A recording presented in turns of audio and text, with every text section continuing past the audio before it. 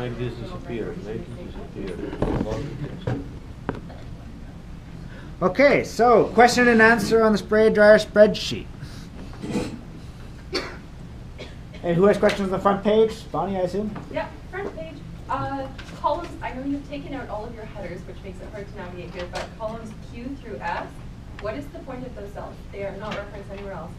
So say, Yeah, sorry, 210 and then 71. Yeah, those cells exactly. What are those for? And what's the 11.37? the 11.27 is the difference between this and that one.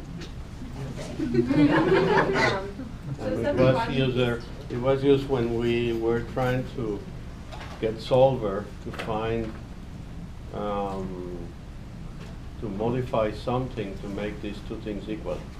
We wanted to know if solver could use the simulation as For is. example, if I said solver, hey, leave everything together and leave everything alone and do something for me, how about you change, let's say, change this temperature here, something. Nope, that's objective. That's the objective. Sorry, make this 0 by changing that temperature. Is it possible? I don't know, maybe it's possible, I don't know. Yeah, it's just a little crazy, the temperature, but it's possible. How about I want to go back to my 250, but instead, let's say, change the pump. Don't change that, just change what we are doing with the pump here. Is that possible? And because does everybody know what the units GW per kgDA mean? Hey, it is possible. Okay, good. That threw me through a loop. It's not dolphins.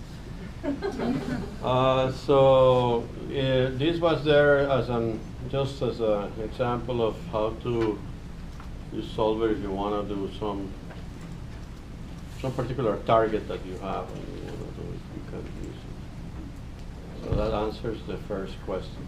Yep, thank you. So another question on the front page. It's fairly self-explanatory. This is a simulation of the spray dryer, and it's fairly accurate with the assumptions that we talked about yesterday. This is something that you're likely to be given if you go and work for a company. This is our spray dryer. This is our simulation of it. We want to exploit and use our spray dryer. These, we believe, are driving the constraints. Does anybody know how to make this page here completely devoid of everything else? Just like a nice blank page without any of all the other stuff. Like to make it really I'm just here purely aesthetic. I just want. What do you be more descriptive? I don't know if that's what you. I would like to have this disappear. That disappears. We only see this white pretty panel. No. Yeah, I know my aesthetic concerns don't affect you. Okay, next question. Does everyone know what the AGCE stand for? Air, gas. The labeling of the Oh, gas. Combustion chamber. Combined chamber. Well, this is the same conventions that are in the guide of the lab. Exactly the same. This is from the guide. For temperature exhaust and MCE exhaust, that's the red. That's where the red line coming out of the collection bit, right? Or Yes. And you can see it up on the diagram. Here would be good to put something like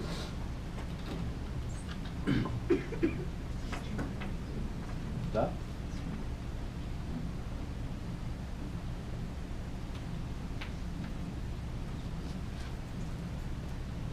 More questions on the front panel? All right, let's move to which second page? Oh yeah, definitions. So, definitions. Undefined definitions. The pressure of the atmosphere is actually kPa, not Pascal. Thank you. That is a mistake. Thank you. And the delta change in enthalpy in Where? the first box. Okay, yeah. This one? At what temperature is that at? Oh, thank you, yes, so let's write this is, so let's say this is the molecular water, and this is the same for air. This is the vaporization enthalpy water at 0 degrees C.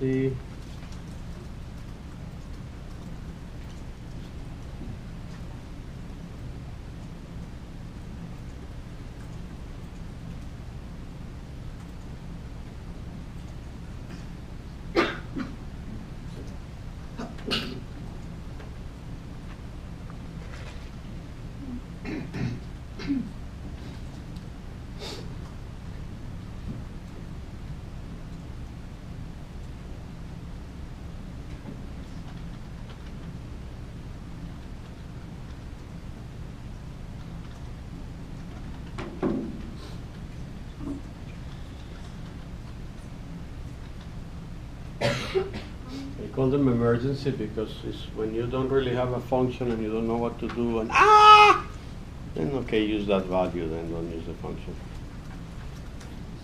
But those are really only true at room temperature. They're not really correct at high temperature, so you're going to get values that are a little bit deviated. Okay?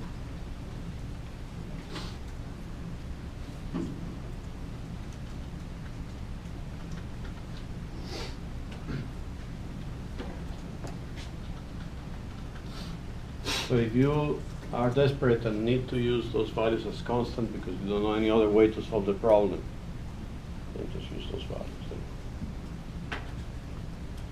You haven't used the combustion of propane stoichiometric coefficients anywhere in the spreadsheet, but you outlined them in the definitions. You are a liar. Maybe something was right. Right, let's see. This thing is called, this variable is named XA, right? Okay, let's find it somewhere in the calculation. For example, let's find it here. Let's say XA multiplied by XO. So this cell now, in the formulas, we're going to define it. To prevent you from being a liar, I'm going to define this one as, this is going to be called nowhere. So now that cell is called nowhere. And in fact, I am using it nowhere, as you say. Is XA the molecule, the mass fraction for the air? XA? Yes. XA is the ratio, the mass ratio between, if you go to the definition here, you see XA is the ratio, stoichiometric ratio of the mass of, what, 22, water, no? Of water. Of water, to because A oxygen. is agua or aqua So that's in, water. in Italian or Spanish. But it would be confusing if I put W because I need XW for the moisture. So XA is the ratio, 72 grams of water for every 160 grams of oxygen. Okay. See, the reference for all these stoichiometric coefficients is the oxygen, which is shown here. This is for every 160 grams of oxygen, there's 72 of water, 44 of propane, and 132 of CO2. That's my own way of doing my stoichiometry. You can use it any way. The stoichiometric relationship is fixed, but you can take the ratios for per gram of water, per gram of oxygen, per gram of whatever. The reason I took it per gram of oxygen is because it's convenient for me to connect to the air that I need, because the relationship between oxygen and nitrogen is fixed in the air. 233 grams of oxygen always come together with 767 grams of nitrogen on average. That's the composition of the air that we are breathing right here. Yeah, it's the same.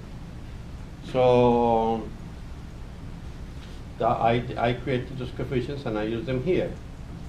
You see, when I multiply them by XO, which is this cell here, this cell is defined as XO, this one.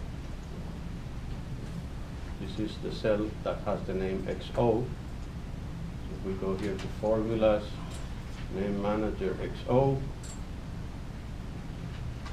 you can see that it's defined as SimCalc E132. E132. So this cell is named XO. and is how many grams of oxygen I need per kilo of air in order to bring the temperature of that kilogram of air and that propane to whichever temperature I want. Is XH the amount of heat you're producing? XH is the amount of heat per gram of oxygen that I would produce in that operation. Could you walk through how you got, like how you actually calculate XO? The formula in that cell is pretty complicated. Could you walk through how you get that? How I got, which one, sorry? XO? XO. Yeah. Okay. So, yeah, I see the formula is pretty complicated, yeah. So this comes from the enthalpy of the combustion operation, right? So how do you, who took here a combustion course? You. All right, thank you. Nobody else took a combustion course. Okay. Who, but all of you took chemistry, right? And you guys studied, I mean, when you do the stoichiometry of reactions, on thermochemistry, right? It was long ago, and hazy, and beer was in the equation, not only propane, for some of you at least. And maybe for others, things like tetrahydrocannabinol. So it can impair the learning, can enhance other senses, but learning can be affected. So let's start from the beginning. And this is very important in chemical engineering, and it's very important for you guys in general. So I'm going to suspend the video and go to that fundamental part. I thought this was something that you guys kind of did sort of with your eyes closed sort of thing.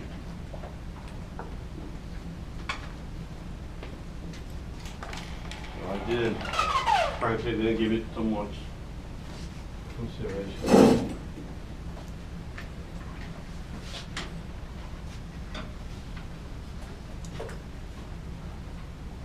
So the reason why we can treat it as a complete combustion is because we have a very large excess of oxygen, right?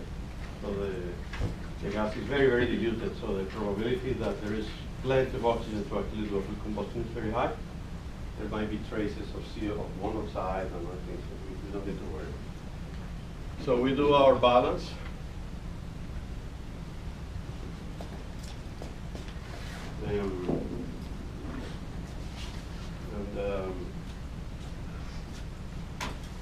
Basically, you can start by doing your carbon first, and then your hydrogen, right? And that automatically tells you that you need 3 carbons and 8 hydrogens, and automatically tells you have 10 oxygens popping out on the other side. So you need 5 molecules of oxygen here, and then you get your balance done. And that's where those numbers a moment ago came from. So this has a molecular weight of 44, and there's 1 molecule. Oxygen has a molecular weight of 32, and gets multiplied by 5, which gives you so this stays at 44. This gives you 160. CO2 also has a molecular weight of 44, and there's 3 molecules. Water has a molecular weight of 18, and there is 4 of them. So 132 for the carbon dioxide. Thank you. And 72 for water. 72 for water. So these are the stoichiometric coefficients, and it's convenient to work directly with the mass rather than do the moles and then change. So it's comfortable to say every 44 grams react with 160, 172, and this can be done in different ways. For example, we could divide everything by 44, and we could get the ratios per gram of propane, for example. So if you get it directly that. I did it divide by 160 because I wanted to get per gram of oxygen, so then I would connect it to the other one. But you can also do it, for example, per gram of water, and then you get directly the effect on the moisture in the final one. There will be different styles. It completely depends on the style of the person. It doesn't matter because in the end, it's just proportions, right? So, but once we have these proportions, what matters is that we have some kind of coefficient, right? And then what we want is to make sure that we can make an enthalpy balance on whatever is happening according to whichever methodology we choose. And how is that enthalpy balance going to work? Well, basically, the mass of dry gas coming in, right? I'm going to call it just dry gas in, right? Multiplied by the enthalpy of that dry gas in, plus the mass of the propane multiplied by the enthalpy of the propane, which is going to be equal to this one, basically. I'm going to put it just separate there, because this is also going to multiply by the enthalpy of combustion of the propane. So this is going to produce the amount of heat that we want to produce. So that's going to be equal to the mass of the dry gas going out multiplied by the enthalpy of that gas going out, and that's it. Just assuming there's no losses, that's all there is. And we have a definition for these enthalpies that we wrote here yesterday. Okay. So you can, this propane mass, you can either include it, leave it separate, or you can include this mass here. There. Depends on your style, it's not like single way. So this enthalpy here follows the same usual thing of Cp of air multiplied by T plus moisture content divided by 1000 multiplied by delta H0 plus Cp of water vapor multiplied by T, and same can be said for this one here. Now, in all this treatment, I mean, you can be very finicky and go and find out the specific heat of all the specific gases, but what I personally did was separate this way. I took away the propane for this calculation, put it in here.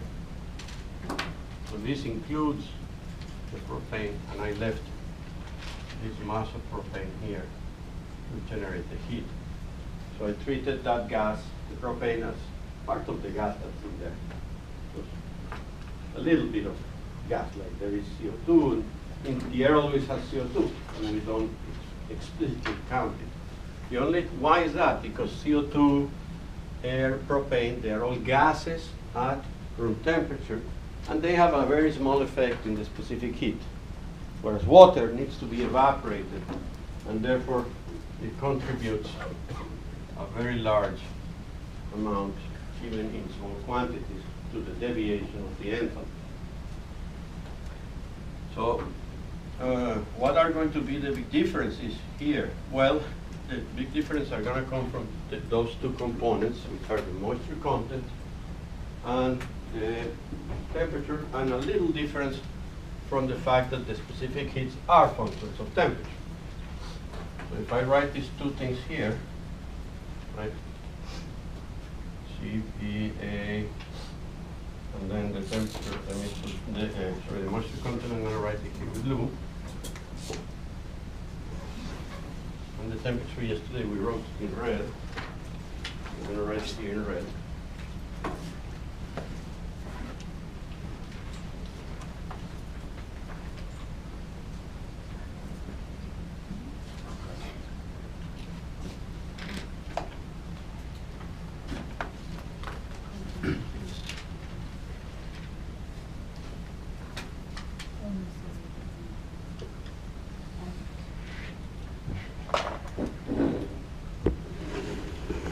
So here, this difference in temperature is going to be particularly large because of the combustion. So here it's going to come in at 20-ish degrees Celsius here, and it's going to go out there, I don't know, 250 or 280 or depending, right? So these specific heats are particularly different.